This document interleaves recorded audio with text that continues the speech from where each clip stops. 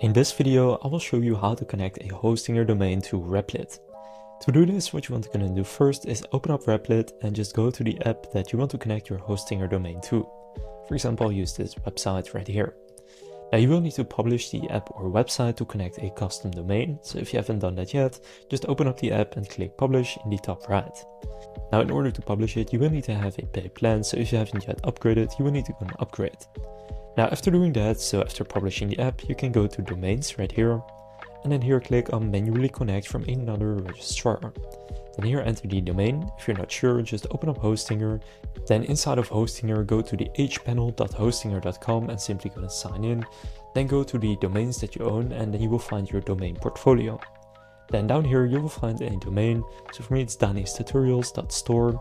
Then you simply just want to open this up. Now get back to Replit and now type in the domain. So again, for me, danimakestutorials.store, then click next, and then you will get some DNS records. So with Replit, it's an A record and a TXT record.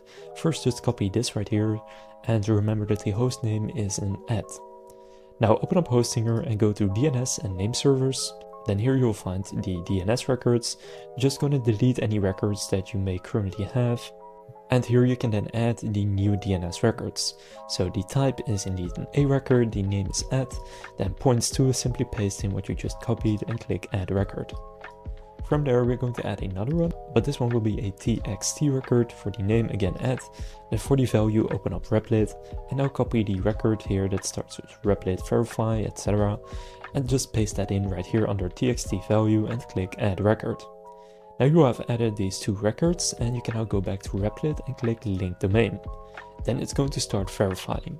But for the DNS records to propagate, it can take a full 48 hours. Usually it will be done in around 20 minutes or so, but you can also see here, any domain that you own can be connected, but the DNS update time takes up to 48 hours.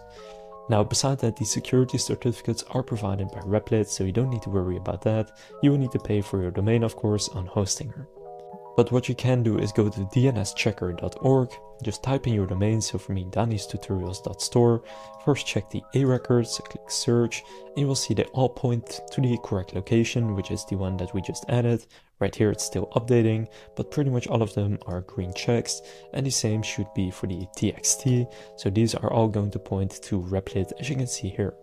Now again, it will take some time to fully propagate and to add the domain, but if you wait for a little bit of time and you open up this domain, it will then take you to your Replit app or website.